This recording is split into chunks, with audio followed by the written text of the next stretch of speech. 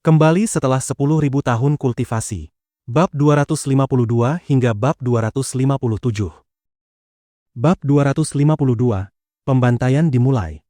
Baik, baik, baik. Nie Changhai menarik napas dalam-dalam, mencabut belatinya dan menusukkannya ke jantungnya sekali lagi. Master Jiang, bisakah Anda melepaskan klan Nie saya? Nie Changhai memuntahkan darah dan tertawa pahit. Kau membuatku takut. Jiang Tian tertawa dan menepuk dadanya. Lalu ia tertawa penuh makna. Kapan aku mengatakan akan melepaskan klan Nie kalian? Aku akan memusnahkan seluruh klan Nie kalian, tidak menyisakan satu anjing atau ayam pun hidup. Kalian harus menyaksikan mereka mati satu persatu. Apa? Kau menarik kembali kata-katamu. Mata Nie Changhai dipenuhi kebencian saat menatap Jiang Tian. Ia terhuyung berdiri, lalu jatuh lagi. Mendengar itu, wajah Ye Gufeng, Long Wu, Yao Zhenghao dan yang lainnya berubah saat mereka menggigil. Sejujurnya, meskipun Jiang Tian sebelumnya kuat, ia pasti tidak akan membunuh orang tak bersalah secara sembarangan. Namun hari ini, ia benar-benar terlalu kejam. Ayah, Jiang Tian, kau berani menyakiti ayahku. Aku ingin balas dendam, aku ingin membunuhmu. Di antara kerumunan, seorang anak berusia 7 atau 8 tahun tiba-tiba berdiri.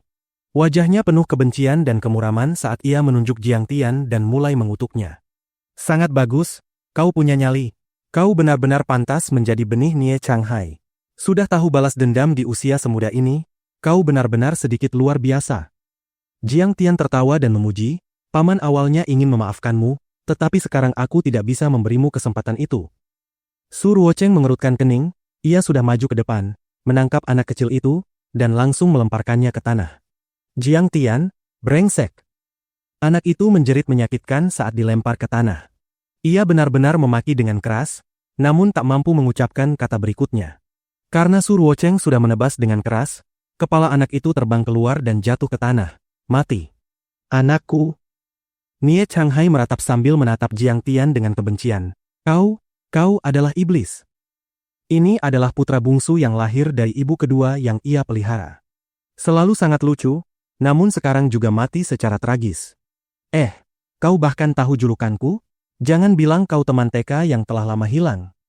Jiang Tian tertawa, lalu menembakkan beberapa jarum perak yang mengenai titik akupuntur utama di tubuh Nie Changhai, Chen Donglin dan yang lainnya. Ini adalah jarum penangguh kehidupan. Bahkan jika jantungmu tertusuk dan kau kehilangan terlalu banyak darah, kau tetap bisa menjaga kesadaranmu. Hidup dengan sadar sampai tetes darah terakhir mengalir keluar dari tubuhmu. Jiang Tian berdiri malas, tangan di belakang punggung, tersenyum santai. Selama proses ini, kalian akan disiksa oleh tubuh kalian. Selain itu, kalian bisa menyaksikan istri kalian sepanjang jalan. Semua pemandangan indah susu, anak, dan ibu yang dibantai satu persatu. Setelah berkata demikian, ia berjalan perlahan keluar dan tersenyum. Semua orang, silakan nikmati malam pembantaian ini. Ini kesempatan langka. Jangan sisakan satu pun hidup, bunuh semuanya. Dengan ekspresi dingin, ia pergi tanpa menoleh lagi. Jangan sisakan siapapun. Bahkan kelompok seperti Long Wu dan Yao Zhenghao menggigil. Benar-benar kejam. Jiang Tian, siapakah dia? Dulu, ia telah mendorong melintasi alam semesta, membunuh tak terhitung orang dan menodai langit berbintang dengan darah. Sebagian besar waktu, ia bahkan disebut iblis mengerikan Tai Chu, atau tukang jaga langit berbintang. Dapat dikatakan bahwa rakyat jelata di alam semesta luas hanyalah debu di matanya. Lalu bagaimana jika mereka dibunuh? Lalu bagaimana jika ketiga keluarga itu dibantai? Setelah Jiang Tian pergi, Su Ruocheng mengangkat pedangnya dan berjalan menuju orang-orang yang berlutut di tanah, berkata acuh tak acuh. Selain Nie Mingyuan dan 3 patriark, sisanya beri mereka kematian cepat. Dengan satu tebasan, putri Nie Mingyuan yang berusia 18 tahun jatuh ke genangan darah, lehernya terpotong. Karena Master Jiang telah memberi perintah, maka mari mulai. Yao Zhenghao menggosok tangannya, matanya penuh kegembiraan. Kita membunuh sepuasnya. Kita puluhan orang. Haha. Bai Chou Fei juga mengeluarkan segenggam pisau panjang dan berjalan menuju kerumunan. Ia telah sering membunuh selama bertahun-tahun. Jika tidak membunuh, bagaimana mungkin ia mencapai tujuannya? Menelusuri 5.000 tahun sejarah Cina, bagi seseorang yang benar-benar berada di posisi kekuasaan, 70 hingga 80% kemungkinan bahwa membunuh orang adalah satu-satunya cara mencapai hegemoni. Seperti kata pepatah, membunuh satu adalah kejahatan, membunuh 10.000 adalah pahlawan, membunuh 100.000 menjadi penguasa. Semua orang mulai bergerak. Seluruh klan Nie dipenuhi jeritan memilukan, tangisan perempuan dan anak, serta ratapan memohon belas kasihan. Pembantaian telah dimulai. Kepala berguling dan darah mengalir seperti sungai. Momentum 3 keluarga besar telah runtuh, tidak ada seorang pun yang mampu bertahan. Di dalam dan di luar villa klan Nie, sebenarnya ada ratusan orang yang mengepung. Ada lebih dari 100 penyerbu komunitas di bawah komando Su Ruocheng. Ada juga pasukan elit Longwu dan Yao Zhenghao dari Jiangbei serta Bai Choufei yang berkumpul dari selatan 5 punggung gunung. Dapat dikatakan mereka mengepung villa klan Nie begitu rapat sehingga seekor lalat pun tidak bisa keluar. Dengan begitu banyak ahli bekerja sama, ini hanyalah pembantaian sepihak. Mereka tidak menemui perlawanan apapun. Untungnya Nie Changhai mengusulkan melarikan diri di tengah malam. Semua keluarga Chen dan San berkumpul bersama, akhirnya direbus dalam satu panci oleh Jiang Tian dan yang lainnya. Pembantaian berlangsung setengah jam, akhirnya jeritan perlahan mereda dan ratapan semakin lemah. Bai Choufei yang berlumuran darah berjalan keluar dari sebuah ruangan dengan pisau panjang di tangan. Ia tertawa keras dan berkata, "Sialan, sudah bertahun-tahun aku berkeliaran, tapi ini pertama kalinya aku membunuh orang dengan begitu puas. Ini benar-benar memuaskan. Melakukan sesuatu bersama Master Jiang benar-benar memuaskan." Su Ruocheng begitu bersemangat hingga pedangnya kini melengkung. "Sig, siapa yang menyuruh kalian memprovokasi Master Jiang? Beristirahatlah dengan tenang, jangan buka mata. Percaya pada Buddha seperti ini bagus. Hidupmu yang menyakitkan telah berakhir. Jika bereinkarnasi, ingatlah untuk percaya pada Buddha."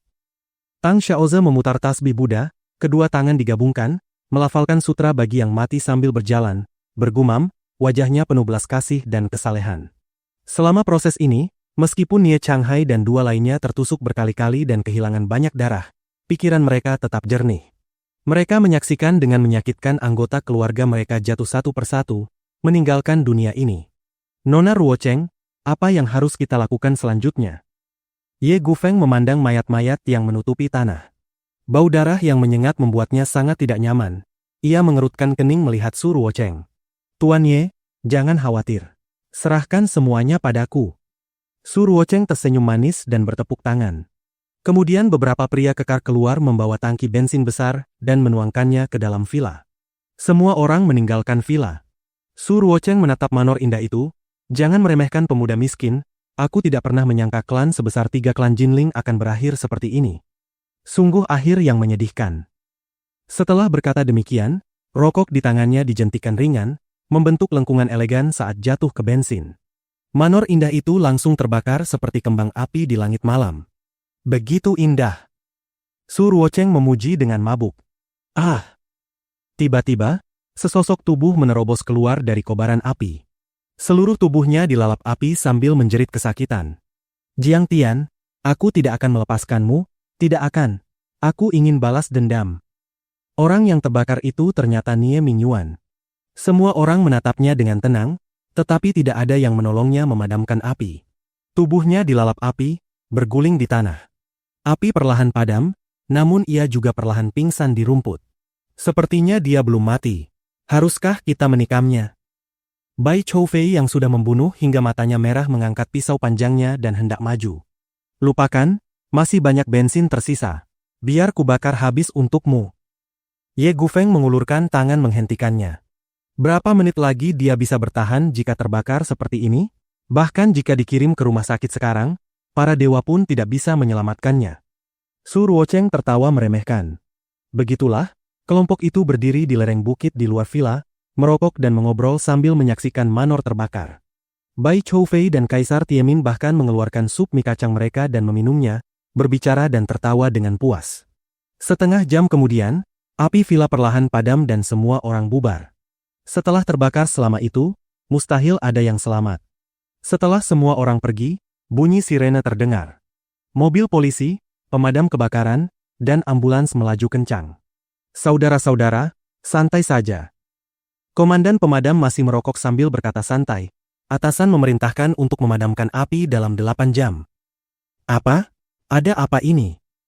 "Kapten, sudah terbakar seperti ini. Hampir tidak ada api terbuka lagi. Kita bisa memadamkannya dalam setengah jam. Benar. Rekan-rekannya tercengang. Siapa peduli? Pokoknya begitu perintahnya. Komandan pemadam mengeluarkan setumpuk kartu remi seperti sulap dan tertawa. Ayo, main kartu dulu. Ayo, main kartu. Semua orang tampaknya memahami sesuatu, melepas helm pemadam dan dengan antusias ikut bermain. Dalam sekejap, langit menjadi terang. Baru kemudian para pemadam dengan malas masuk ke manor, memadamkan api, lalu kembali. Hanya butuh 10 menit. Keesokan harinya, berita pagi Jinling menyiarkan bahwa kebakaran villa di pinggiran barat menewaskan 5 orang di tempat dan beberapa orang terluka. Berita ini hanya berlangsung 5 detik. Tidak ada rincian lain. Dini hari setelah kebakaran. Plak! Seorang wanita cantik dan ramping berdiri di luar gerbang villa klan Nie. Koper di tangannya jatuh. Ia menatap kosong reruntuhan manor yang mengeluarkan asap hitam. Wajah cantiknya penuh keterkejutan, lalu matanya dipenuhi air mata. Klan Nie yang dahulu indah, masa-masa indah, kini berubah menjadi reruntuhan dan tanah hitam. Ibu, kakak, Xiao Yuan, Xiao Feng. Wajah wanita itu pucat saat bergumam sedih, suaranya gemetar. Di sampingnya, seorang pemuda tampan menopangnya dan bertanya cemas. Suemen, kau baik-baik saja?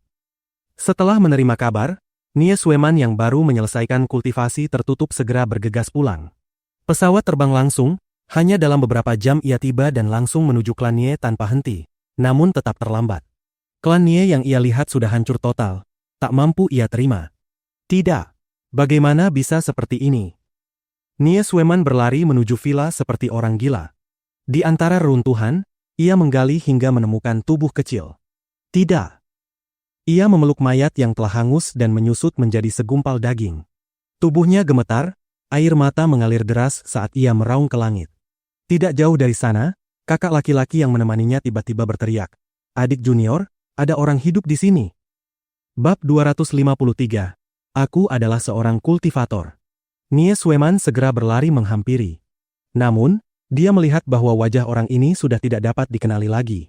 Seluruh tubuhnya tidak memiliki sepotong kulit pun, dan ia tampak seperti kulit pohon yang retak. Ia membuka mulutnya, tetapi hanya dapat mengeluarkan suara yang tidak bermakna. Pil kelangsungan hidup, teriak Nie Sueman dengan cemas. Tanpa ragu, ia menyuapi orang itu dengan sebuah pil berharga yang meluap dengan aroma energi spiritual. Beberapa saat kemudian, pria yang sekarat itu membuka mulutnya dengan susah payah. Bibi, aku adalah Ming Yuan. Ming Yuan. Nie Sueman berseru kaget saat ia membelai wajah dan tubuhnya. Ia benar-benar tidak dapat membayangkan bahwa orang yang terbakar hangus di depannya ini sebenarnya adalah keponakan tampannya itu. Siapa yang melakukannya? Hati Nie Sueman seolah-olah disayat pisau. Air mata mengalir deras seperti badai saat rasa sakit menembus hatinya, membuatnya menggertakkan gigi dalam kebencian hingga hampir hancur berkeping-keping. Ia hanyalah anak terlantar yang diadopsi oleh klan Nie dan tidak memiliki hubungan darah dengan Nie Mingyuan sama sekali. Pada kenyataannya, meskipun ia 2 tahun lebih muda dari Nie Mingyuan, ia pernah memiliki hubungan intim dengan Nie Mingyuan saat mereka masih berada di masa kejayaan. Bibi, itu Jiang Tian dari keluarga Jiang. Bergabung dengan memusnahkan, membantai seluruh klanku. Nie Mingyuan berkata dengan suara gemetar dan penuh kesedihan. Bibi, kau harus membalas dendam. Bunuh Jiang Tian, bunuh dia. Setelah mengatakan itu, Nie Mingyuan pingsan sekali lagi. Jiang Tian, aku akan mencabik-cabik tubuhmu menjadi 10.000 bagian. Wajah cantik Nie Sueman memperlihatkan ekspresi pahit dan dingin. Seluruh tubuhnya gemetar saat ia berteriak, memancarkan aura kejam dan haus darah. Sebuah aura yang sangat kuat memancar dari tubuhnya yang tampak lembut dan anggun. Aura itu menyebar ke segala arah, menyebabkan asap dan debu langsung membumbung keluar, bahkan lantai pun retak. Sueman, menyelamatkannya lebih penting. Melihat niat membunuh tajam di mata Nie Sueman, Li Mubai mengingatkannya dengan lembut dari samping. Nie Sueman mengangguk. Meskipun klannya telah dihancurkan dan keponakannya terluka parah, Nie Sueman sangat ingin membalas dendam, namun ia tetap harus menyelamatkannya terlebih dahulu. Nie Sueman mengeluarkan cukup banyak obat penyelamat nyawa dari Wudang, dan menggunakan semuanya pada Nie Mingyuan. Setelah itu, ia segera menggendong Nie Mingyuan dan meninggalkan reruntuhan tersebut, menghilang ke dalam malam yang pekat.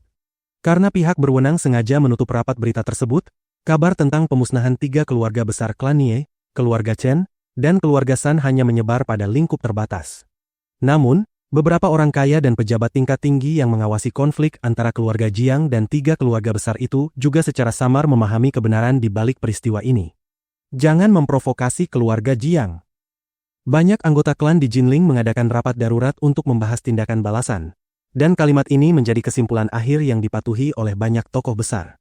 Adapun lembaga resmi seperti polisi, setelah penyelidikan menyeluruh, mereka segera menolak kemungkinan pembakaran dan tidak membuka kasus. Mereka hanya menyiapkan satu berkas kasus kebakaran, dan berkas itu dikunci dalam lemari yang sangat rahasia yang tidak dapat diakses siapapun. Kasus ini menjadi kasus yang belum terpecahkan, sebuah misteri, percikan kecil yang tidak berarti dalam banjir sejarah. Bagi warga biasa, itu hanyalah kebakaran biasa di pinggiran barat Jinling. Villa Klan Yu. Di sebuah kantor yang sederhana dan tanpa hiasan, jendelanya terang dan bersih. Di bawah cahaya lampu, Sekretaris Yu sedang meninjau dokumen. Ayah, semuanya sudah selesai. Yu Qiang berjalan masuk dengan cepat dan berkata sambil tersenyum. Bagus. Sekretaris Yu mengangguk, meletakkan dokumen dan berkata dengan ringan, dalam hal ini, atas nama keluarga Cao, kita telah memberi Jiang Tian hadiah besar. Jika ia memahami hal ini di masa depan, ia juga akan mencapai kesepakatan dengan keluarga Cao, bahkan melayani negara. Tapi, Yu Qiang ingin mengatakan sesuatu namun ragu. Kau berbicara tentang Nie Sueman, murid Wudang itu. Sekretaris Yu berkata sambil tersenyum. Ayah memang tajam. Hehe, menurutmu apa yang membuat klan Nie berani bertindak begitu gegabah? Bukankah itu Wudang? Sekretaris Yu berkata dengan acuh tak acuh. Meninggalkan peluang bagi mereka adalah agar mereka tahu bahwa Nie Sueman telah menerima pesan tersebut. Cina tidak pernah bisa meninggalkan kota, dan para kultivator bela diri juga tidak bisa berbuat apa-apa. Jika tidak, inilah hasilnya. Saat Sekretaris Yu berdiri, auranya tiba-tiba terpancar, tampak tajam dan mematikan seperti pedang yang terhunus. Seolah-olah inilah wajah sebenarnya dari seorang penguasa perbatasan. Tapi, bagaimana jika Nie Sueman dan Wudang membalas dendam pada Jiang Tian? Tanya Yu Qiang dengan khawatir. Hehe, selama 30 tahun terakhir, ternyata Cina mengandalkan Ye Zhantian untuk menekan dunia bela diri. Untuk 30 tahun berikutnya, mungkin kita harus mengandalkan Jiang Tian. Sekretaris Yu berkata ringan. Ia telah melangkah ke puncak tahap kesempurnaan sebelum usia 30 tahun. Kekuatan macam apa ini? Menurutmu jika Wudang menyatakan perang terhadap Jiang Taichu, hasil baik apa yang akan mereka dapatkan? Aku mengerti. Yu Qiang menjawab, lalu ragu sejenak sebelum berkata. Menurut sumber, 3 keluarga besar klan Nie bertindak terhadap keluarga Jiang demi satu set fragmen. Fragmen? Fragmen apa? Sekretaris Yu bertanya dengan terkejut. Jiang Tian tidak menanyakannya, dan Nie Changhai juga tidak. Tetapi kekuatan di belakang mereka seharusnya Asosiasi Sakura Dongyang. Ternyata Asosiasi Sakura. Wajah Sekretaris Yu dipenuhi keterkejutan, lalu ia mendengus dingin dengan niat membunuh yang kuat. Asosiasi Sakura, kalian adalah musuh bebuyutan militer Cina, tetapi aku tidak menyangka mereka benar-benar menumbuhkan perwakilan di Jinling. Nie Changhai dan yang lainnya, yang berasal dari Jinling dan menanggung kebencian bangsa, justru menjadi anjing peliharaan orang Dongyang. Mereka memang pantas mati. Jiang Tian telah membunuh dengan sangat baik. Setelah melaporkan situasi, Yu Qiang perlahan meninggalkan kantor Sekretaris Yu. Fragmen? Fragmen macam apa yang bisa membuat Asosiasi Sakura bergerak? Sekretaris Yu memandang keluar jendela dan merenung lama. Kemudian, ekspresinya tiba-tiba berubah dan ia menghela napas. Aku harus melaporkan masalah ini kepada Tuan Cao. Sudah 2 hari sejak perubahan besar pada 3 keluarga besar Jinling. Adapun Jiang Tian, ia kembali ke Jiangzuang bersama ayah dan bertemu langsung dengan Jiang Changgeng. Tian, apakah kau yang menghancurkan 3 keluarga besar Jinling? Jiang Changgeng bertanya dengan kerutan di dahinya. Aku. Jiang Tian tidak menyangkal. Mengetahui bahwa kakek keras kepala dan kuno, Zhang Wanqing buru-buru membela putranya. Kakek, masalah ini tidak bisa disalahkan pada Jiang Tian. Aku mengerti, 3 keluarga besar itu berniat jahat. Mereka ingin menghancurkan keluarga Jiang, jadi mereka pantas mati. Tetapi dengan melakukan ini, Jiang Tian, apakah kau akan menarik musuh? Jiang Changgeng menghela napas panjang, wajahnya penuh kekhawatiran. Kakek, jangan khawatir. Jiang Tian memegang tangan Jiang Changgeng dan berkata sambil tersenyum. Aku telah memperoleh pertemuan kebetulan dan sudah tidak biasa lagi. Aku tahu kau mampu membuat api merah tumbuh, dan juga membuat Cao Shixiong memperlakukanmu dengan hormat. Kau pasti bukan orang biasa, hanya saja. Jiang Changgeng masih sedikit khawatir. Sudahlah, sepertinya aku harus memperlihatkan sebagian kekuatanku. Kakek, lihat. Jiang Tian menghela napas tak berdaya, lalu melambaikan jarinya, dan dengan suara cahaya bilah tajam sepanjang 10 meter menyapu keluar. Seketika, sebuah taman batu setinggi 3 meter di halaman terbelah menjadi dua. Jiang Tian, bagaimana kau melakukannya? Apakah ini kartu asmu? Seluruh keluarga tercengang, tidak dapat mempercayainya. Ibu, alasan aku berkelahi di bar sebenarnya untuk menjaga reputasi grup Raja Obat. Jiang Chao datang dengan telinganya dijepit menuju Jiang Changgeng untuk meminta maaf. Beberapa waktu lalu ia berkelahi hingga masuk kantor polisi, melanggar aturan klan. Ia memohon dengan menyedihkan, dan pihak lawan yang memulai, aku selalu yang diserang, tetapi polisi itu tidak mau mendengarkan penjelasanku dan bersikeras menangkapku.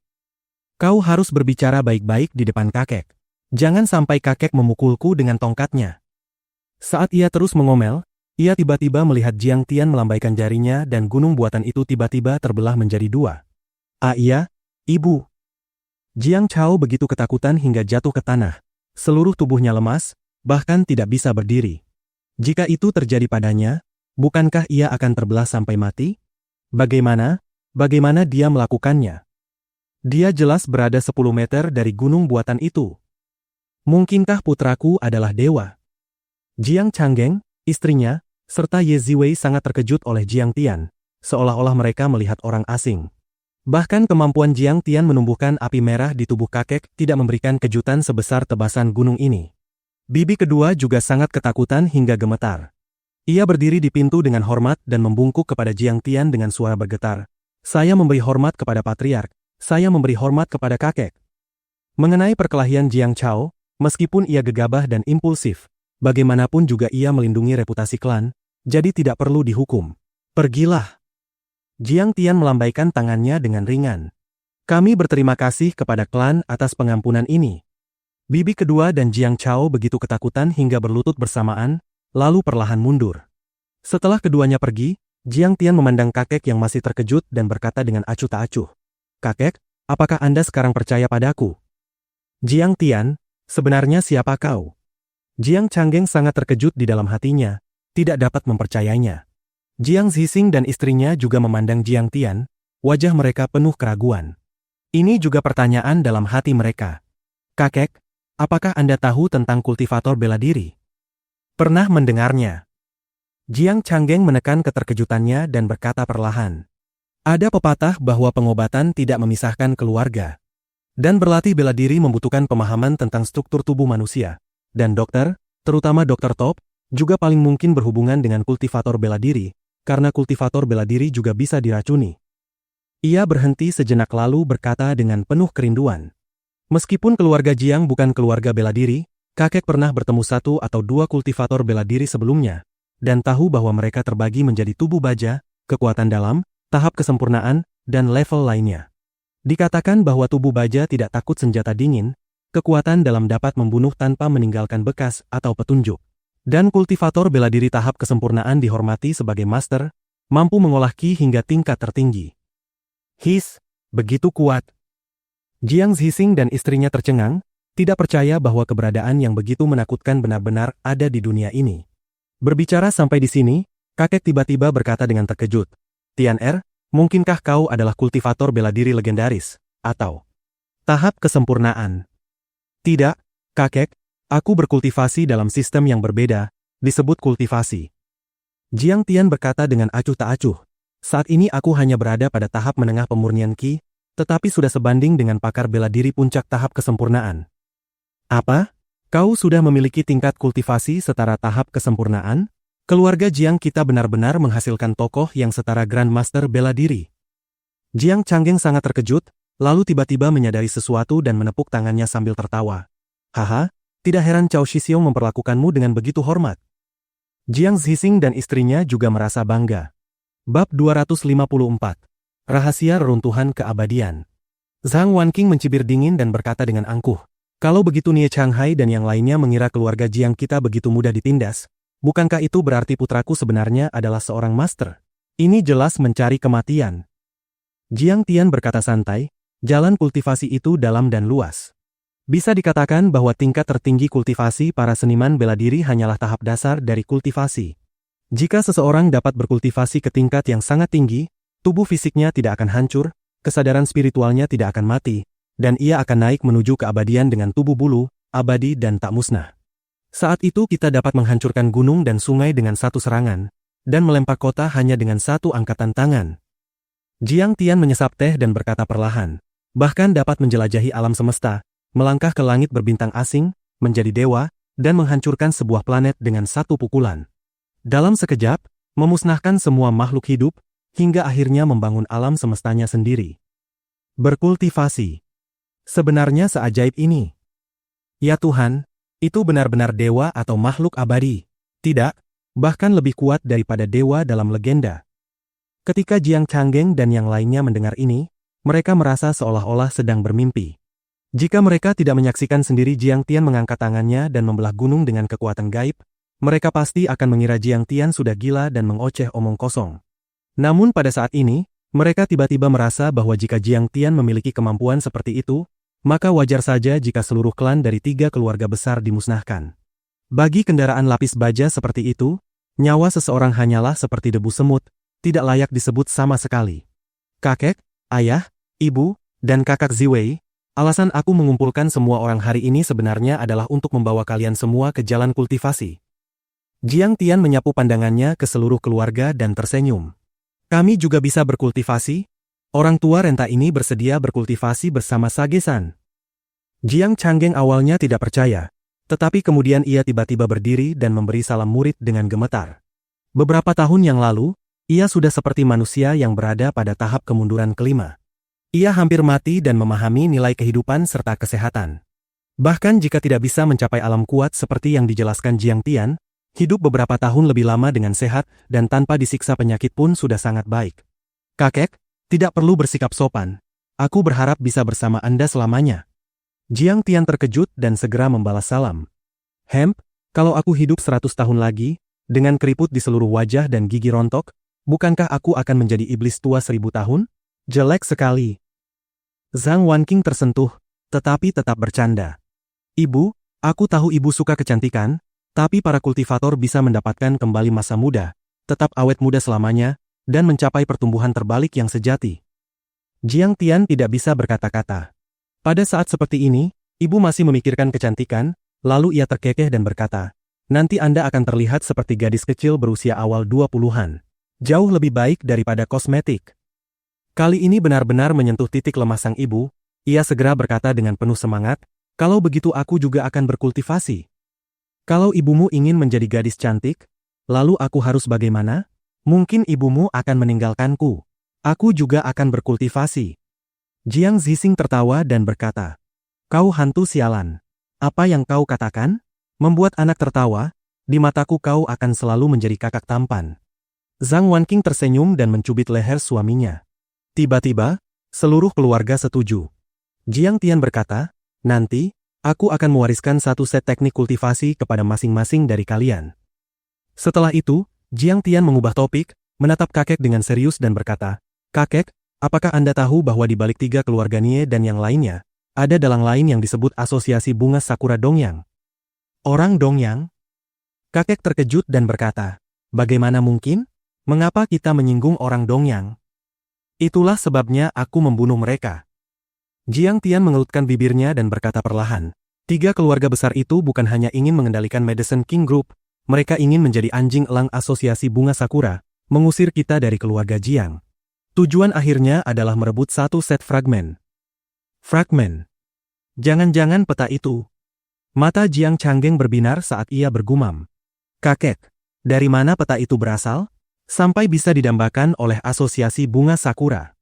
Jiang Tian bertanya. Dalam 2 hari terakhir, ia sudah berkomunikasi dengan Tang Guozhu, barulah ia mengetahui betapa besar dan mengerikannya kekuatan Asosiasi Bunga Sakura. Asosiasi Bunga Sakura didirikan selama Perang Dunia Kedua, terdiri dari para master pedang militeris Dongyang, ninja, ahli yin yang, dan orang-orang aneh lainnya. Bisa dikatakan bahwa orang kuatnya seperti hutan, ahli seperti awan. Presidennya seperti penasihat negara Dongyang, seseorang yang setara dengan Kaisar Langit. Setelah hampir 100 tahun berkembang, Asosiasi Bunga Sakura menjadi semakin kuat. Mereka memiliki pengaruh mengerikan di bidang militer, politik, dan ekonomi, mampu menentukan kebijakan nasional dan memicu perang. Perusahaan seperti Panasonic dan Residence Friend bangga menjadi anggota Asosiasi Bunga Sakura. Bahkan Perdana Menteri pun harus menunjukkan rasa hormat ketika bertemu mereka. Singkatnya, dari segi kekuatan, Asosiasi Bunga Sakura sebanding dengan Cina. Namun dari segi pengaruh di dunia sekuler, Asosiasi Bunga Sakura bahkan lebih kuat, seperti kaisar tertinggi. Fragmen ini adalah cerita panjang. Tatapan Jiang Changgeng menjadi dalam, seolah jatuh ke dalam kenangan masa lalu. Ia berkata dengan suara berat, pada masa Republik, kakek buyutmu adalah dokter jenius terkenal. Suatu hari, ketika ia sedang bekerja di balai pengobatan Jinling, seorang pria berjubah Dao dengan tubuh penuh darah tiba-tiba menerobos masuk. Kakek buyutmu melihat para pengejar adalah iblis. Ia tahu orang ini pasti seorang pejuang kebenaran yang melawan Jepang. Maka ia menyembunyikannya dan membiarkannya melarikan diri. Ia juga merawat lukanya. Namun saat itu dunia kacau, asap perang ada di mana-mana, obat-obatan langka. Pada akhirnya orang itu tetap meninggal, tetapi sebelum mati ia memberikan fragmen ini kepada kakek buyutmu. Selain itu, menjelang ajalnya, orang itu berkata bahwa fragmen ini terkait dengan rahasia reruntuhan abadi dan tahap ilahi. Harus dijaga dengan baik dan sama sekali tidak boleh jatuh ke tangan orang luar. Berhubungan dengan rahasia reruntuhan abadi dan tahap ilahi. Cahaya di mata Jiang Tian tiba-tiba bersinar. Hatinya bergejolak saat ia bertanya, "Kakek, di mana fragmen peta itu sekarang?" "Fragmen ini adalah hadiah pertunanganmu kepada nona muda keluarga Yanjing itu, sudah diberikan kepada mereka." Jiang Changgeng menggeleng dan menghela napas. "Sekarang kupikirkan, fragmen ini sebenarnya adalah alasan terpenting di balik pernikahan kita dengan keluarga itu. Saat itu mereka menyebutnya, fragmen reruntuhan abadi. Dan aku berpikir karena keluarga Jiang kita bukan keluarga bela diri, menyimpannya hanya sia-sia. Mereka juga ingin mencarikan istri yang baik untukmu, jadi aku setuju. Siapa sangka kemudian mereka. Aku benar-benar memberikannya kepada mereka." Jiang Tian mengerutkan kening, merasa kehilangan. Ketika gurunya membawanya pergi dari bumi, ia sempat menoleh kembali ke bumi dan mengatakan bahwa di kedalaman ruang dekat bumi terdapat dunia abadi tandus yang kaya sumber daya kultivasi. Itu seharusnya adalah alam reruntuhan abadi legendaris. Dalam kehidupan sebelumnya, ketika gurunya membawanya pergi, tingkat kultivasi gurunya sudah sangat tinggi dan tidak tertarik pada alam reruntuhan abadi ini sama sekali. Namun dalam kehidupan ini, kembalinya Jiang Tian telah memicu serangkaian efek kupu-kupu, membuat sangat mungkin gurunya tidak akan datang ke bumi. Maka ia harus melangkah ke jalur kuno langit berbintang, dan perhentian pertama jalur kuno itu adalah alam reruntuhan abadi. Namun ia tidak menyangka bahwa bahkan setelah mengetahui keberadaan reruntuhan abadi, ia tetap tidak dapat menemukannya. Tidak masalah. Pikiran Jiang Tian tiba-tiba bergetar, cahaya terang memancar dari matanya dan niat membunuh muncul di hatinya. Kontrak pernikahan sudah dibatalkan, maka fragmen reruntuhan abadi tentu harus kembali kepadaku dan keluarga Jiang. Cepat atau lambat aku akan membunuh jalan ke rumah mereka dan menuntutnya kembali. Jika mereka mengembalikannya dengan patuh tidak apa-apa, jika tidak, aku akan memusnahkan seluruh klan mereka. Meskipun ia berpikir demikian di dalam hati, untuk menghindari kekhawatiran keluarganya, Jiang Tian bertanya dengan ekspresi tenang. "Kakek, apakah Anda memiliki salinan fragmen itu? Aku ingin melihatnya." "Ada satu. Tunggu aku ambil." Jiang Changgeng kembali ke ruang kerjanya, lalu keluar dan menyerahkan selembar kertas kepada Jiang Tian. Tulisan dan gambar ini." Ketika Jiang Tian melihat dengan saksama, ia tidak bisa menahan sedikit terkejut dan menunjukkan ekspresi keheranan. Dari gambar itu terlihat bahwa fragmen hanyalah bagian dari peta asli, sebuah peta. Selain itu, ada juga beberapa huruf berbentuk aneh. Jiang Tian belum pernah melihat karakter kuno ini sebelumnya, dan tidak tahu berasal dari era apa. Beberapa setenang kura-kura, beberapa seangkuh naga azur, dan beberapa secepat kilin. Fragmen ini pasti menyimpan rahasia besar. Tetapi hanya sebagian. Entah di mana sisanya. Namun Jiang Tian merasa karakter-karakter ini memiliki nuansa alami, bahkan memiliki pesona alam abadi, pola Dao, dan kode. Ini berarti peta asli mungkin bukan hanya peta, bahkan bisa jadi sebuah artefak magis. Setelah mengetahui petunjuk mengenai reruntuhan abadi, Jiang Tian tidak terburu-buru mencarinya. Ia menduga reruntuhan abadi mungkin menyimpan rahasia kuno, dan alam rahasia ini bisa dikatakan ilusif. Bahkan jika Jiang Tian sangat kuat dan memiliki koneksi di dunia manusia, bukan sesuatu yang bisa ditemukan dalam semalam.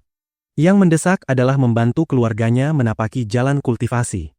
Kakek, pertama-tama aku akan mewariskan satu set teknik kultivasi kepada Anda, yaitu teknik pembangunan fondasi 3 kemurnian. Jiang Tian kembali sadar dan berbicara perlahan. Teknik pembangunan fondasi 3 kemurnian ini adalah metode kultivasi dasar dunia kultivasi. Ciri terbesarnya adalah dapat menempa fondasi dan hati kultivator hingga stabil seperti batu besar dan tidak dapat dihancurkan. Selain itu, teknik ini juga memiliki efek memperkuat tubuh. Setelah berlatih, seseorang akan kebal terhadap semua racun serta air dan api, memungkinkan hidup hingga usia 200 tahun. Dan setelah mencapai alam fana, semakin sering teknik ini digunakan dalam pertempuran, semakin kuat jadinya. Seperti sungai Yangtze yang mengalir tanpa henti, potensinya tak terbatas. Baik. Keempat orang itu menjawab. Tiba-tiba, mereka mendengar suara Dao Agung bergema di kedalaman pikiran mereka. Yang terbesar seperti langit dan bumi, namun juga mencakup segala sesuatu. Langit begitu besar hingga yin dan yang lenyap. Bumi begitu besar hingga lembut dan keras bersatu. Yin-yang dan 4 musim terbentuk, keras dan lembut mencapai puncak dan 4 penjuru terbentuk. Langit lahir dari gerak, bumi lahir dari diam. Dao langit dan bumi pun terungkap. Pada awal gerak lahir yang, pada akhir gerak lahir yin. Dengan satu yin dan satu yang, langit menggunakannya sepenuhnya. Suara itu seperti dentang lonceng agung, sekaligus seperti nyanyian peri. Memberikan perasaan pencerahan tanpa akhir. Jiang Changgeng dan yang lainnya terkejut. Mereka saling memandang, tidak berani percaya. Bagaimana mereka bisa mendengar suara Jiang Tian padahal ia bahkan tidak berbicara? Jangan khawatir. Ini adalah transmisi telepati. Aku akan menanamkan teknik ini ke dalam pikiran kalian. Suara lembut Jiang Tian kembali terdengar di benak mereka, membimbing mereka memahami esensi teknik kultivasi ini. Setelah itu, Jiang Tian mewariskan teknik bela diri abadi yang sesuai kepada masing-masing sesuai kepribadian mereka. Jiang Changgeng yang kokoh dan bermartabat mempelajari tinju Raja Hati Suci.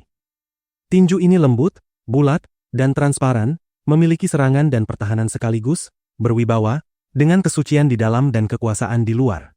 Zhang Wanqing selalu kuat dan kompetitif sepanjang hidupnya, tidak pernah menyerah, tidak pernah tunduk. Teknik pedang ini memiliki serangan tajam dan tak terbendung, memancarkan aura dominan. Sementara itu, ayah dan Ye Ziwei juga menerima teknik bela diri abadi mereka masing-masing. Dalam waktu hanya 1 sore, Jiang Tian telah menurunkan seluruh inti metode kultivasinya kepada ketiganya, dan pada akhirnya berkata, di jalan kultivasi, seseorang bagaikan perahu yang berlayar melawan arus. Jika tidak maju, maka akan mundur. Harus memiliki tekad bahwa jalan itu tak berujung dan kultivasi masih jauh. Kalian harus berkultivasi dengan tekun, dan tidak menyia-nyiakan 1 hari pun. Melihat ketiganya mengangguk patuh seperti murid sekolah dasar, Jiang Tian tidak bisa menahan diri untuk tertawa. Ia telah kembali lebih dari setahun, dan semakin terbiasa dengan masyarakat ini. Perasaan itu, seolah 10.000 tahun kultivasi hanyalah mimpi, seolah ia baru saja bangun dari sakit panjang. Hanya 3 tahun yang lalu, ia masih bocah tak berguna dan hedonis yang dianggap kakek dan leluhurnya sebagai pelaibau tak berguna. Tetapi dalam sekejap mata, ia telah menjadi sandaran dan harapan keluarga Jiang di mata mereka. Ia bahkan menjadi master ilahi dan senior. Malam itu, Jiang Tian menemani kakek makan malam. Dan yang mengejutkannya adalah, seolah telah bersepakat, orang-orang keluarga Jiang pulang bersama. Ipar, apakah kamu sudah dengar? Klan Nie, keluarga Chen, dan keluarga San, 3 keluarga besar yang sebelumnya mengincar keluarga Jiang kita, semuanya sudah tamat. Bibi menarik Zhang Wanqing dan berbicara, tetapi dari sudut matanya ia melirik Jiang Tian yang sedang menggoda Jiang Waner dengan permen lollipop. Benar, kan? Aku dengar perusahaan-perusahaan terbuka yang dikendalikan 3 keluarga itu semuanya diam-diam dikendalikan oleh dana swasta yang terdaftar di luar negeri.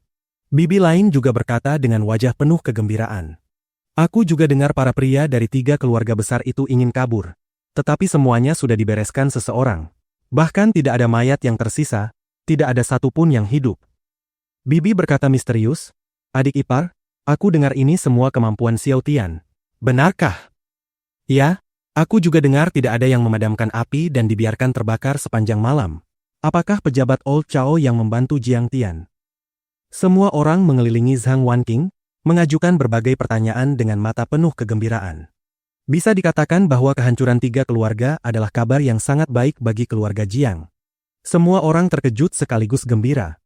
Hanya setengah bulan lalu, keluarga Jiang yang ditekan oleh White Knight Foundation dari 3 keluarga besar masih berada dalam situasi genting, tenggelam dalam jurang. Siapa sangka hanya setengah bulan kemudian, keluarga Jiang justru membalikkan keadaan. 3 keluarga besar Jinling hancur total, White Knight mundur ke Hong Kong, dan keluarga Chen Yanjing juga kehilangan setengah nyawanya, tidak mampu menjaga diri. Apa? 3 keluarga besar telah dimusnahkan. Jiang Banxia memandang punggung Jiang Tian, menutup mulut kecilnya dan tidak berani berbicara, keringat dingin mengucur di wajahnya. Ia ikut berpartisipasi dalam perang sniper finansial melawan 3 keluarga, tetapi tidak tahu akan ada pembantaian berdarah setelahnya. Jiang Chao memandang Jiang Tian seperti melihat dewa, matanya gemetar ketakutan, seolah takut akan sesuatu. Sampah seperti dirinya ini diam-diam memusnahkan 3 keluarga besar, mengguncang dunia, tetapi tetap bisa lolos tanpa cedera. Kemampuan ini terlalu kuat, seolah berasal dari dewa. Jangan menyebarkan kabar sembarangan, itu semua omong kosong. Tiba-tiba kakek berjalan keluar, memandang semua orang dan memarahi dengan marah, siapapun yang berani mengucapkan sepatah kata di luar, akan dihukum dengan hukum keluarga. Semua orang terdiam. Mereka tidak berani bicara lagi, tidak berani bertanya sembarangan. Sebagian tidak mengerti, tetapi orang-orang pintar sudah memahami bahwa peristiwa besar ini dilakukan oleh Jiang Tian, tetapi terlalu kejam. Jika tersebar, bahkan keluarga Jiang pun tidak akan diuntungkan. Dan 3 hari kemudian, berita mengejutkan menyapu seluruh Jinling seperti badai. Jiang Zixing diangkat sebagai ketua grup investasi milik negara Suzhou, dengan jabatan setingkat pejabat. Untuk sementara waktu, opini publik gempar. Bisa dikatakan pemerintah berusaha keras mempromosikan Jiang Zixing, melompati sistem ketat promosi, dan langsung membiarkannya keluar dari lingkaran perusahaan milik negara. Dana investasi provinsi adalah unit setingkat departemen resmi. Umumnya, setelah 3 tahun bertugas di sana, seseorang bisa menjadi kader wakil provinsi. Semua orang memahami. Perang ini telah disimpulkan oleh pihak resmi. Keluarga Jiang menang sepenuhnya, kemenangan yang indah. Semua orang merasakan bahwa sebuah keluarga besar dengan cahaya tak terbatas sedang bangkit perlahan dari Jinling. Nama Master Jiang menyebar ke seluruh Jinling, mengejutkan semua orang. Malam itu, ketika Jiang Tian muncul di Banana Club, Mu Yunqing, Chu Mengyao, dan para generasi kedua kaya memandangnya dengan tak percaya. Beberapa waktu lalu, ketika 3 keluarga besar bersatu menyerang keluarga Jiang, semua orang mengira keluarga Jiang akan tamat. Namun mereka tidak pernah menyangka keluarga Jiang akan membalikkan keadaan, menang sepenuhnya, dan menang dengan gemilang. 3 keluarga besar tamat, dan nilai pasar Medicine King Group melonjak hingga ratusan miliar, menjadi perusahaan nomor 1 di industri obat Cina. Adapun 51% saham yang dikuasai keluarga Jiang telah mencapai nilai 50 miliar. Saat ini keluarga Jiang seperti matahari di langit, dalam hal kekayaan pasti termasuk 3 besar. Dan Jiang Tian kembali menjadi putra mahkota keluarga Jiang. Chu Mengyao menyesal sampai ususnya menjadi hijau. Jika diberi kesempatan memilih lagi, mereka pasti tidak akan melewatkan Jiang Tian. Jiang Tian, bagaimana kamu melakukannya? Chu Mengyao melangkah maju dengan wajah menyanjung dan bertanya lembut. Musim gugur awal sudah dekat. Chu Mengyao mengenakan celana sutra hitam 9 bagian, kemeja garis putih dimasukkan ke pinggang, memperlihatkan kaki ramping lurus. Di antara ujung celana dan sepatu hak tinggi runcing putih susu, tampak kulit putih berkilau, sangat memikat. Setelah tidak bertemu beberapa waktu, rambutnya ditata bergelombang. Riasannya halus, membuatnya tampak semakin matang. Kecantikan wanita karir kota tak perlu diragukan. Tuan Muda Jiang, Medicine King sekarang sangat kuat. Anda harus menjaga bisnis kami di masa depan. Tang Baoer memberanikan diri melangkah maju, memeluk lengan Jiang Tian dan berkata. Rambut hitam halusnya terurai di bahu. Wajahnya polos murni, kulitnya lembut seperti boneka porselen, tetapi tubuhnya sangat montok. Selain itu, tubuhnya memancarkan aroma menggoda, suaranya seperti bisikan kekasih, sangat memikat. Bisa dikatakan tidak ada yang bisa menolak pasangan saudari cantik yang memikat seperti ini. Orang akan langsung menyerah tanpa perlawanan. Di samping, mata Mu Yunqing memerah. Kedua gadis ini terlalu langsung dan tidak tahu malu, langsung menempel seperti itu. Sayangnya dia tidak cukup kejam untuk menyingkirkan mereka. Apa yang kalian bicarakan? Aku bahkan tidak peduli dengan posisi di Medicine King Group. bagaimana bisa mengurus kalian? Jiang Tian menarik lengannya dengan lembut dan berkata dengan ekspresi acuh tak acuh. Di mata orang lain, nona muda berpayudara besar dan bodoh ini adalah kecantikan luar biasa. Sangat cantik, dipegang pun takut jatuh. Tetapi di mata Jiang Tian, tidak lebih dari kulit fana dan kerangka. Brother Tian, kamu mau pergi? Melihat Jiang Tian hendak pergi, tangan kecil lembut Tang Bao'er menariknya dan berbisik di telinganya. Big Brother Jiang Tian, apakah kamu ingin bermain dengan kami? Bagaimana latihanmu dengan Sister Meng Yao? Bao'er, omong kosong apa yang kamu bicarakan? Wajah Chu Meng Yao memerah, mata indahnya penuh rasa malu dan cemas, menambah pesonanya. Ia menghentakkan kaki dan cemberut. Hentakan itu membuat dada montoknya bergetar beberapa kali, gelombang putih memukau, membuat para tuan muda di sekitarnya terpana. Ia dan Tang Bao'er tumbuh bersama dan memiliki hubungan sangat dekat. Mereka bersumpah tidak akan berpisah, bahkan berjanji menikahi pria yang sama di masa depan. Tetapi itu hanya candaan masa kecil. Bagaimana bisa diucapkan terang-terangan? Namun ia memang memiliki niat tersembunyi terhadap Jiang Tian. Meskipun Jiang Tian sudah menikah. Lalu kenapa? Bukankah pria luar biasa seperti ini memang pantas memiliki beberapa istri?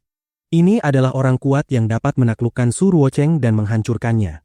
Dengan penampilannya, ia seharusnya bisa membuat Jiang Tian menyukainya, kan? Setidaknya layak menjadi selir, kan? Menjijikkan. Minggir. Jiang Tian mengangkat lengannya ringan dan langsung mendorong Tang Bao'er jatuh ke tanah, hampir menangis karena sedih. Jiang Tian sangat kesal. Ia ingin mempertahankan sikap seorang gentleman, tetapi kedua wanita ini terlalu mengganggu. Standar Jiang Tian terlalu tinggi, bahkan pasangan saudari cantik ini tidak masuk ke matanya.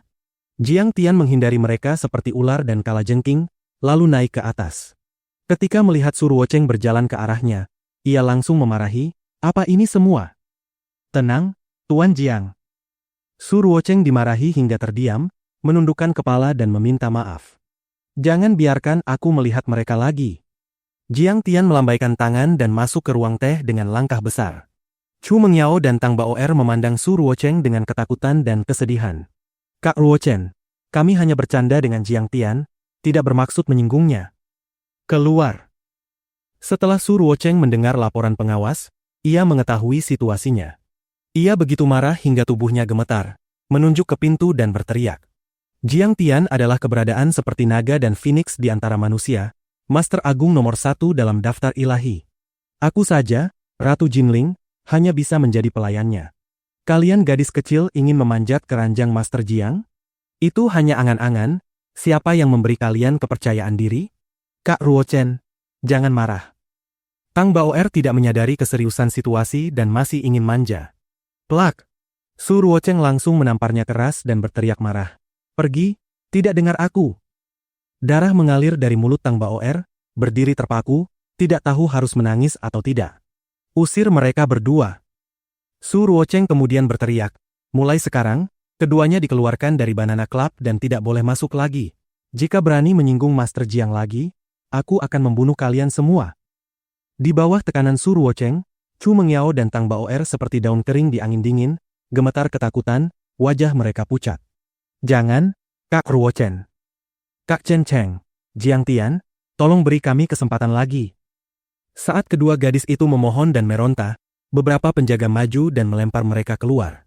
Di samping, Ye Ziwei memegang cangkir teh, mendengus dan berkata dengan jijik, "Sampah meremehkan orang. Dulu tidak menghormati Jiang Tian, sekarang ingin menjilat, bukankah sudah terlambat?" Bagi Jiang Tian, kedekatan dan rayuan kedua wanita itu hanyalah hal kecil.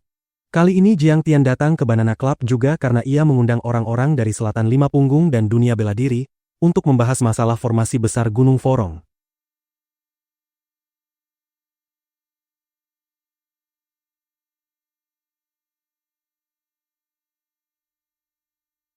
Kali ini Jiang Tian datang ke Banana Club juga karena ia mengundang orang-orang dari Selatan Lima Punggung dan dunia bela diri untuk membahas masalah formasi besar Gunung Forong. Saat ini, Gunung Forong telah diratakan dengan alat berat menjadi ladang obat. Namun penggunaan Jiang Tian terhadap Gunung Forong tidak sesederhana ladang obat, melainkan untuk meletakkan sebuah formasi besar. Begitu formasi besar ini selesai, kekuatannya akan jauh melampaui formasi konvergensi roh 5 unsur. Di sisi lain, Jiang Tian berencana membiarkan orang tuanya, King Er, dan kakaknya tinggal bersama untuk berkultivasi.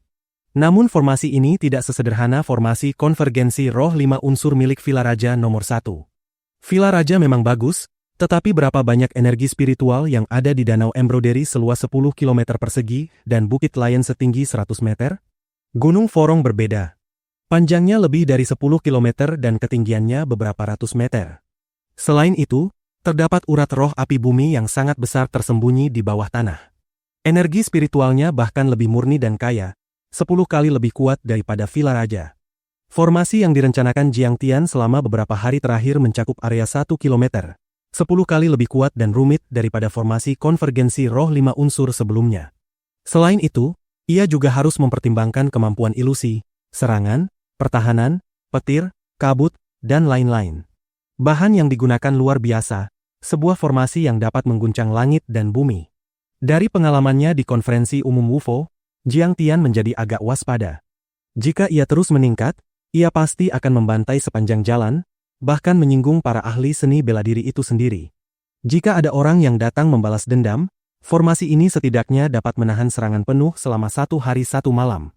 Beberapa hari lalu, Jiang Tian telah menyapa para tokoh dari Selatan Lima Punggung serta Hong Ye, Huang Wentao, dan lainnya dari dunia seni mistik untuk mengumpulkan bahan formasi. Tuan Jiang. Master Jiang.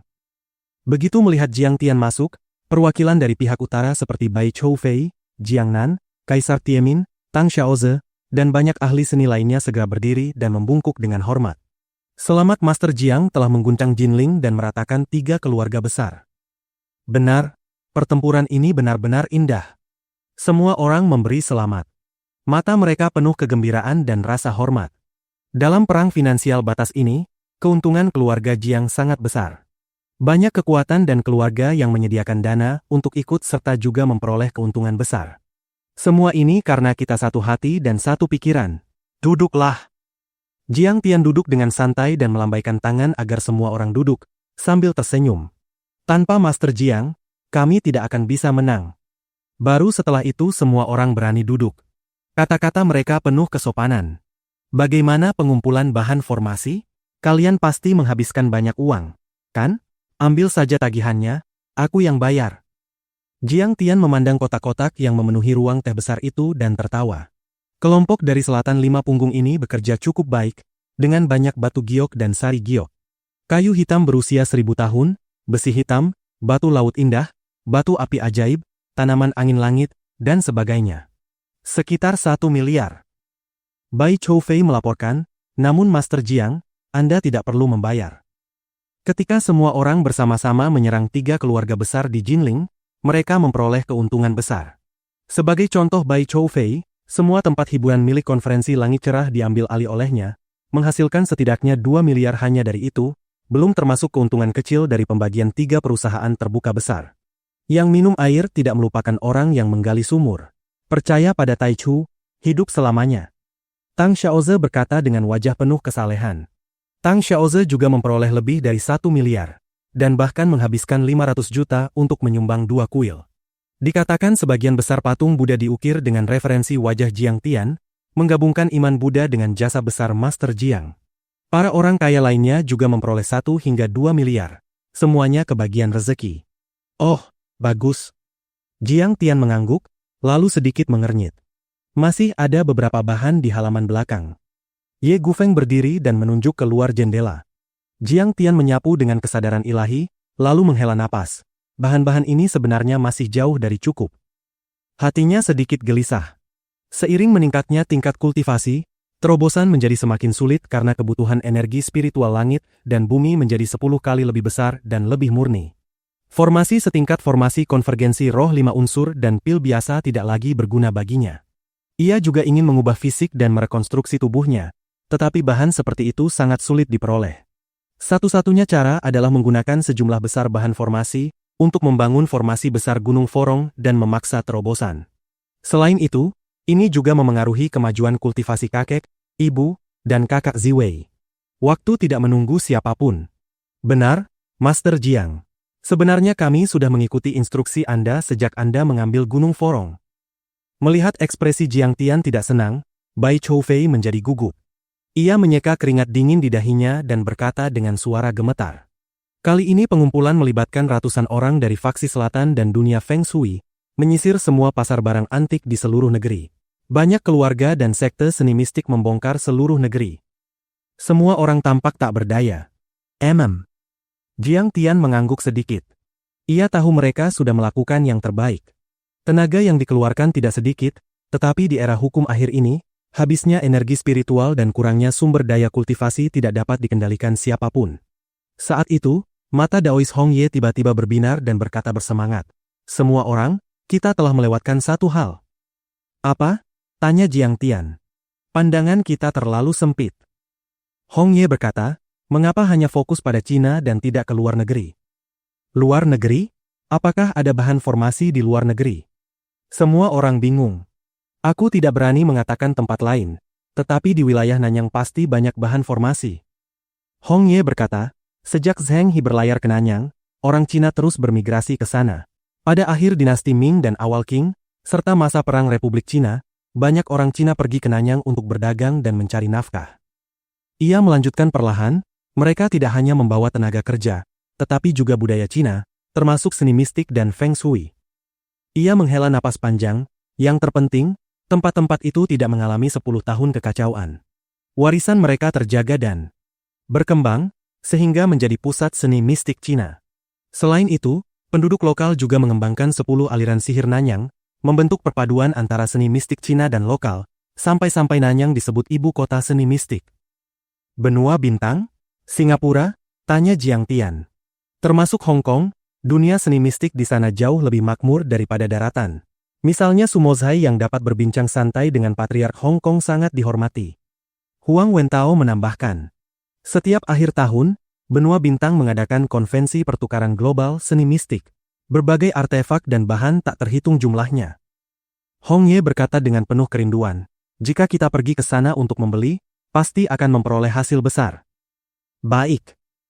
Mendengar itu, mata Jiang Tian berbinar. Ia mengangguk dan berkata, kalian semua pergi ke sana untuk mengumpulkan informasi dan membeli apapun yang cocok. Aku juga akan pergi nanti. Baik, Tuan, jawab mereka serempak. Oh ya, apakah ada kabar tentang bunga nimfa? Jiang Tian bertanya. Belum. Semua orang menggeleng. Aku harus menemukan bunga nimfa secepat mungkin. Ini bahkan lebih mendesak daripada membangun formasi Gunung Forong. Jiang Tian mengernyit dan berkata tidak puas. Untuk apa kalian hidup? Sekelompok sampah. Kami mengerti. Tenang, Master Jiang. Kami pasti akan melakukannya secepat mungkin. Semua orang berdiri dan membungkuk. Jiang Tian mengangkut semua bahan formasi ke Gunung Forong dan dengan bantuan Hong Ye serta yang lain, menyiapkan semua fondasi formasi. Setelah itu, para master seni mistik dari Selatan Lima Punggung juga berangkat ke Benua Bintang untuk mencari bahan formasi. Suatu hari, Jiang Tian sedang memeriksa formasi di Gunung Forong. Ye Ziwei menelepon. Setelah menyelesaikan pekerjaan, ia akan meninggalkan Cina dan kembali ke Amerika Serikat. Chen Zhenming berkontribusi besar kali ini, mari kita jamu dia dengan baik. Jiang Tian tertawa. Benar. Selama perang finansial, Chen Zhenming bekerja sepanjang malam dan bahkan turun 5 atau 6 kilogram. Ye Ziwei tertawa. Jiang Tian mendengar Jiang Lin menyela. Klub pemandian air panas Tianmu di Gunung Mingyue cukup bagus.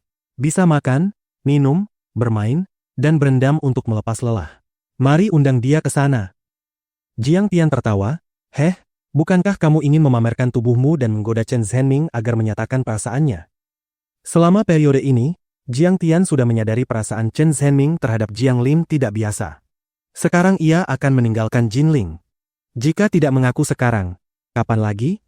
Peivt, mulutmu tidak bisa mengatakan sesuatu yang baik. Di ujung telepon, Jiang Lin memaki dengan wajah merah. Segera, rencana itu ditetapkan. Tiba-tiba Jiang Tian mendapat ide dan menelepon Zhen Shuai. Zhen Shuai, jemput Guangsu.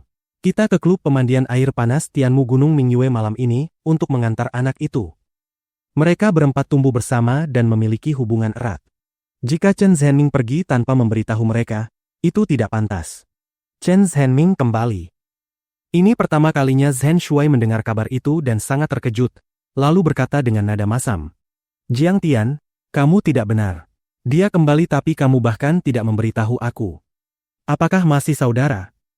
Ketika Jiang Tian memukuli Nie Feng hingga lumpuh, Zhen Shuai mulai memperhatikan berita tentangnya. Baru sekarang ia menyadari Jiang Tian sudah menjadi putra mahkota Medicine King Group. Kemudian ketika keluarga Jiang mengalahkan 3 keluarga besar Jinling, ia sangat terkejut hingga hampir jatuh. Ia tentu senang saudaranya hebat, tetapi ia juga merasakan jarak di antara mereka semakin besar.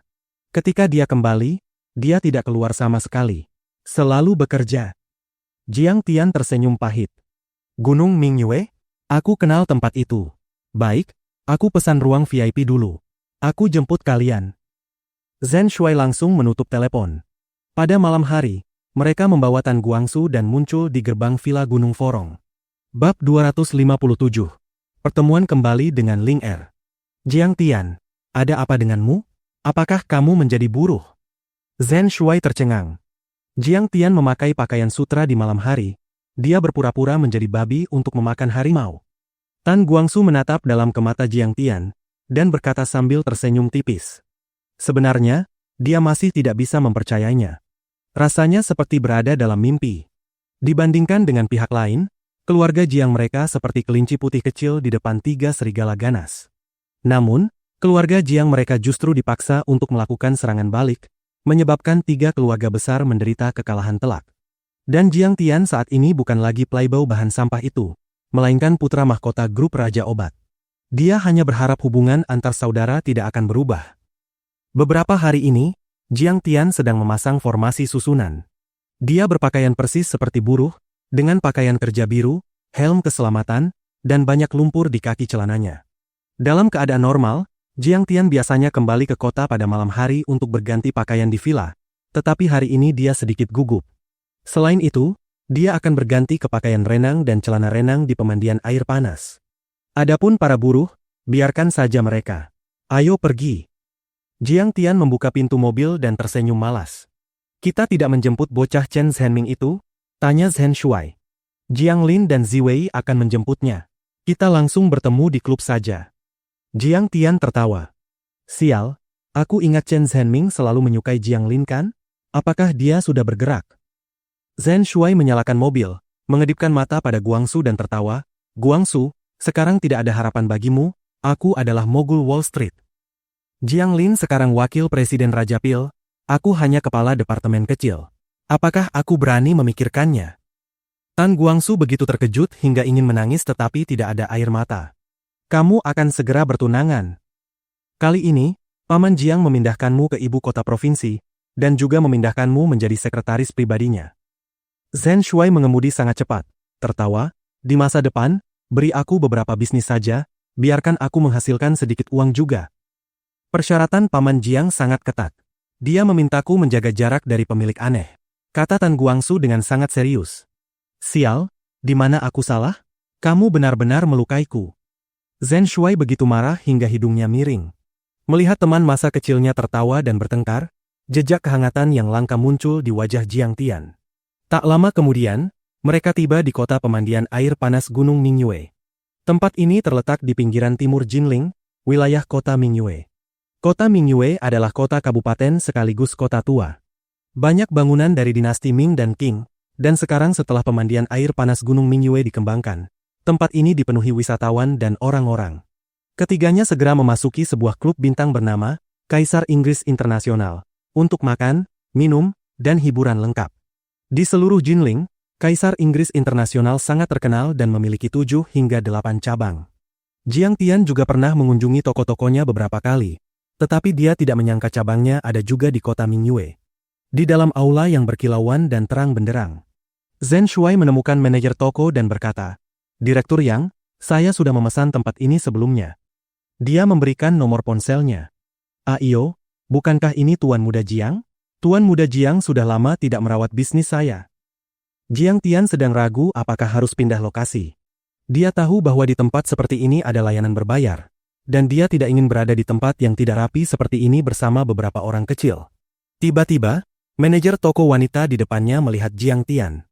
Jiang Tian memandangnya dengan saksama dan tidak bisa menahan tawa pahit. Wanita di depannya ini, Jiang Tian ingat pernah menjadi manajer hubungan masyarakat Kaisar Inggris Internasional. Dia bukan wanita penghibur di ruang pribadi maupun ibu manajer para wanita penghibur, melainkan staf pemasaran dari Departemen Pasar. Meskipun Kaisar Inggris Internasional tidak menjalankan bisnis yang benar, dalam hal ini ia menunjukkan tingkat manajemen yang praktis lebih tinggi daripada semua restoran dan tempat hiburan di Jinling. Wanita itu mengenakan setelan bisnis hitam dengan kemeja kerah putih bersih. Dia tidak terlalu tinggi, tetapi mengenakan sepatu hak tinggi runcing hitam. Tingginya sekitar 1,7 meter. Dia berjalan anggun dengan wajah cerah. Dia wanita yang sangat cantik. Meskipun wanita seperti ini adalah wanita karir normal dan bersih, bekerja di tempat seperti ini tak terelakkan membuatnya lebih menggoda daripada wanita biasa. Berdasarkan temperamen Jiang Tian di kehidupan sebelumnya, dia sangat bersedia menghabiskan waktu pada wanita seperti ini. Jiang Tian ingat bahwa di kehidupan sebelumnya, di cabang Rainbow Avenue di distrik Jiangning milik Kaisar Inggris Internasional, dia beberapa kali ingin mendekati wanita ini, terutama setelah menerima perintah kakeknya untuk pergi ke prefektur Lin guna menghindari sorotan, dia merasa semakin tertekan. Jiang Tian berpikir dalam hati bahwa untungnya dulu dia dikontrol ketat oleh kakeknya. Beberapa kali keluar masuk Kaisar Inggris Internasional hanya untuk pamer, dan dia tampaknya tidak terlalu berbuat macam-macam. Namun Jiang Tian saat ini, sebagai orang yang telah berkultivasi puluhan ribu tahun dan kembali, dengan hati yang tenang dan teguh, tentu tidak memiliki pikiran menggoda terhadap wanita ini, bahkan tidak bisa mengingat namanya. Hah, Jiang Tian, jadi kamu dan manajer yang teman lama. Aku bahkan khawatir kamu tidak akan menyukai tempat ini. Zhen Shuai berbisik sambil mengedipkan mata. Kamu benar-benar pemilik aneh. Jiang Tian memutar matanya. Yang Lili menilai Jiang Tian dari ujung kepala hingga kaki, lalu memperlihatkan senyum meremehkan. Tuan muda Jiang, ada apa denganmu? Sekarang layanan renovasi kami telah ditingkatkan. Ruang VIP. Tingkat atas berharga 30.000 semalam. Apakah kamu masih berpikir mampu membayarnya? Yang Lili tidak memiliki kesan baik terhadap Jiang Tian yang dulu sembrono dan cabul. Selalu mencoba menyentuhnya tetapi tidak benar-benar menghabiskan uang. Saat ini, melihat pihak lain berpakaian seperti buruh, dia tidak bisa menahan diri untuk meremehkan dan menunjukkan ketidakpuasan. Ruang yang mana? Jiang Tian mengerutkan kening, tidak ingin repot dengannya, lalu bertanya pada Zhen Shuai. Melihat wajah Jiang Tian tidak senang, dan sikap yang Lili tidak baik, Zhen Shuai tidak banyak bicara dan segera berkata, token seperti mimpi. Baik, ayo pergi, kata Jiang Tian ringan. Yang Lili melihat Jiang Tian acuh tak acuh padanya, tidak bisa menahan amarah dan mencibir. Token seperti mimpi harganya lebih dari 20.000, dan kamu terlihat seperti pengemis. Apakah kamu mampu bermain di sana? Jangan sampai nanti kamu tidak mampu membayar. Aku harus memanggil satpam untuk memukulmu. Sifat pedas, kejam, dan tak berperasaan khas wanita dunia malam dimainkan olehnya hingga ekstrim. Apakah aku mengenalmu? Jika sebelumnya aku pernah mengatakan sesuatu padamu, aku hanya bisa mengatakan bahwa aku sangat menyesal, bahwa saat itu aku tidak punya mata yang baik. Jiang Tian menoleh dan meliriknya. Matanya dingin, lihat tubuh pendekmu, seperti kulit pohon setinggi 3 inci. Yang Lili begitu marah hingga hampir pingsan, dan mencibir, Hemp, berhenti berpura-pura. Kamu hanya seperti pengemis, tetapi berani datang ke sini dan makan di gunung ini. Aku makan apapun yang aku mau. Jiang Tian berdiri dengan tangan di belakang punggung, berkata dingin, kamu harus tahu identitasmu sendiri, kamu di sini untuk melayaniku, terus terang saja kamu hanya pelayan. Hati-hati jika bosmu tahu kamu tidak sopan pada tamu, kamu bisa dipukul. Melayani kamu? Kamu pikir kamu layak untuk aku layani? Yang Lili sangat marah hingga membeku. Melihat Jiang Tian sudah berjalan masuk ke ruang VIP di bawah panduan pelayan, dia mendengus dingin lalu pergi.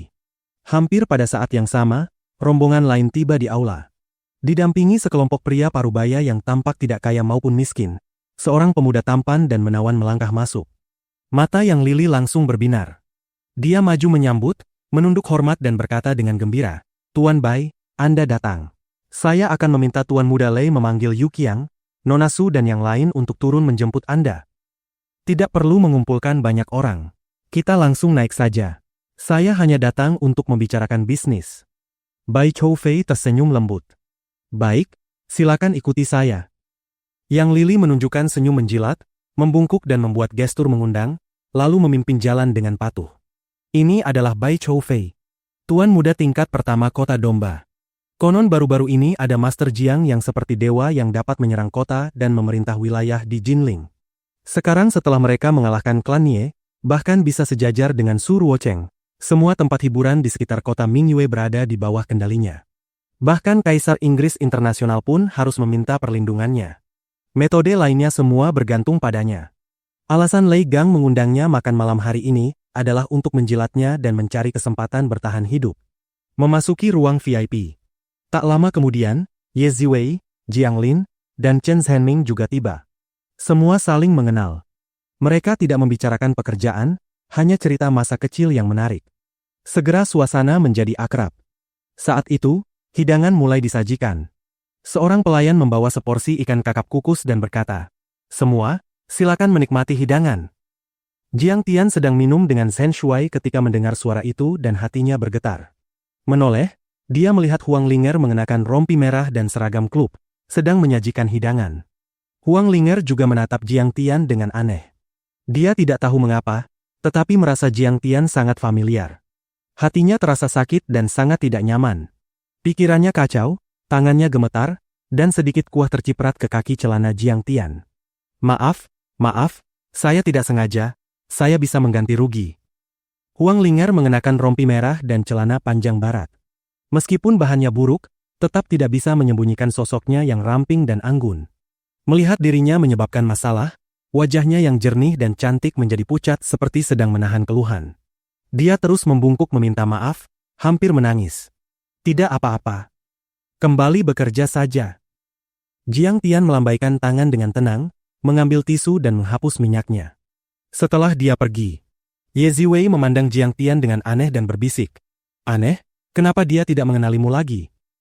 Jiang Tian mendekatkan kepala untuk menjelaskan. Ye Ziwei tidak percaya, bertanya terkejut, "Kamu bisa melakukan itu?" Lalu dia menghela napas sedih. "Begini juga baik, bagus untuk King Er. Kenapa dia bekerja di tempat seperti ini?" Jiang Tian mengerutkan kening, merasa sedikit tidak nyaman. Meskipun dia tidak berniat melanjutkan hubungan dengan Huang Linger, dia tetap berharap dia hidup bahagia dan tidak ingin dia menderita lagi. Huang Zihui telah memenangkan hadiah Nobel kedokteran tahun ini, bahkan bonusnya saja beberapa juta. Gajinya sendiri juga tidak rendah, dan dia mendapat persentase royalti paten, jadi pendapatannya tahun ini tidak kurang dari 10 juta. Dia mendengar Huang Zihui sudah membeli villa dan BMW, cukup bagi Huang Linger menjadi nona muda tanpa perlu bekerja. Mengapa dia harus bekerja di tempat kotor seperti ini? Aku akan menanyakan pada Huang Zihui. Ye Ziwei segera menelepon Huang Zihui. Bersambung.